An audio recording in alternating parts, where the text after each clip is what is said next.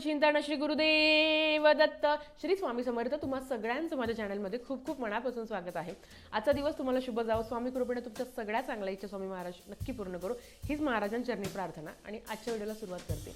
आज मी तुम्हाला धर्मशास्त्रानुसार काही झोपेचे नियम आहे जे मी तुम्हाला थोडक्यात सांगणार आहे.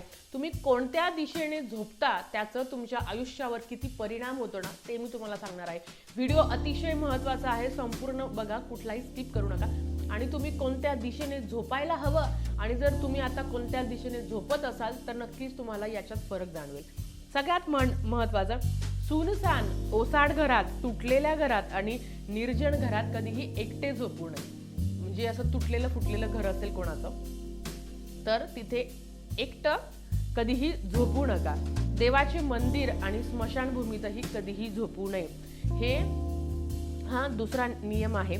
झोपलेल्या व्यक्तींना कधीही डायरेक्ट उठवणे. आपल्याला फार सवय, ओ जा, ओ उठा उठा उठा उठा असं कधीही करायचं नाही. एखादा व्यक्ती जेव्हा झोपलेला असतो तेव्हा त्याला थोडंसं एकदम हलक्या हाताने उठा उठा, आधी सुरुवातीला करा, नाही ऐकलं तर जोरात करा, पण आधी जाऊन असं डचकन उठा उठा उठा असं करू नका. हे शास्त्रानुसार चुकीचं सांगितलं आहे.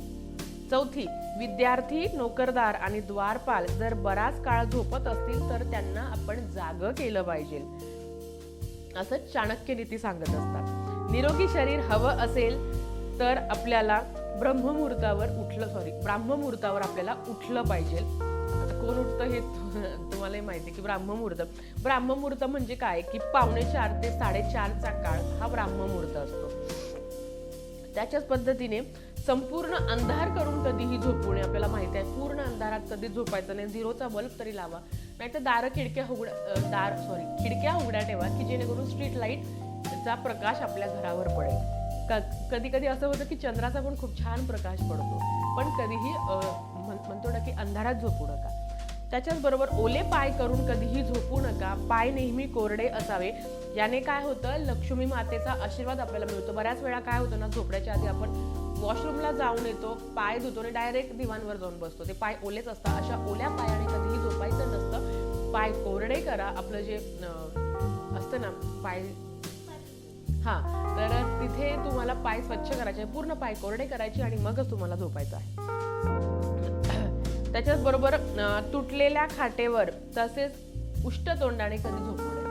म्हणजेच काय, आपलं जर दिवाण तुटलेला असेल तर त्याच्यावर झोपू नका. आणि उष्टतोंडाने म्हणजे काय, बऱ्याच लोकांना ना तिथेच खाता दिवाणवर आणि तशीच झोपता. असं करू नका. पाणी प्या. पाणी पिल्यावरच आपल्याला झोपायचं असतं. त्याचप्रमाणे नग्न झोपू नये. वस्त्र घालूनच झोपावं. हा एक 9वा नियम आहे. पूर्वेकडे डोके करून झोपल्यास विद्याप्राप्ती आणि शिक्षणात प्रगती होते. पूर्वेकडे डोकं करून झोपल्यास, परत एकदा सांगते, पूर्वेकडे डोकं करून झोपल्यास विद्याप्राप्ती आणि शिक्षणात प्रगती होते. पश्चिमेकडे डोकं करून झोपल्यास तीव्र चिंता निर्माण होते. आणि उत्तरेकडे डोकं करून झोपल्यास सतत तोटा आणि मृत्यूचे भय असते. उत्तरेकडे जर डोकं तुम्ही करून झोपणार असेल तर सतत तोटा आणि मृत्यूचं भय असतं. फक्त तुम्ही दक्षिण दिशेला जर तोंड करून तुम्ही झोपले तर संपत्ती आणि आयुष्य वाढतं. म्हणून मी सांगेल की तुमच्या घरात लहान मुलं असतील किंवा शिक्षणाचे कोणी असतील, कॉलेजला जाणारे मुलं असतील तर त्यांना पूर्वेकडे तोंड करून त्यांना झोपू द्या. आणि तर दक्षिणेकडे तोंड करून झोपल्यानंतर संपत्ती आणि आयुष्य वाढतं. म्हणून मी सांगेल की तुम्हाला दक्षिणेकडे डोकं करून, डोकं तुमचं दक्षिण दिशेला पाहिजे, पाय दक्षिण दिशेला नाही. याचं कारण तुम्हाला सांगते. दिवसामध्ये कधीही झोपू नये. बरेच लोक झोपतात, ती झोप टाळावी. सूर्यास्ताच्या वेळी झोपलेला माणूस हा नेहमी गरीबच राहतो. सूर्यास्ताच्या 3 तासानंतर झोपल्या गेलं पाहिजे. हा पण एक नियम आहे.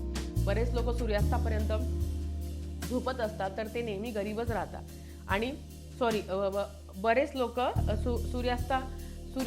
सूर्योदयाच्या पण नंतर झोपत असतात तर ते आयुष्यभर गरीबच राहतात.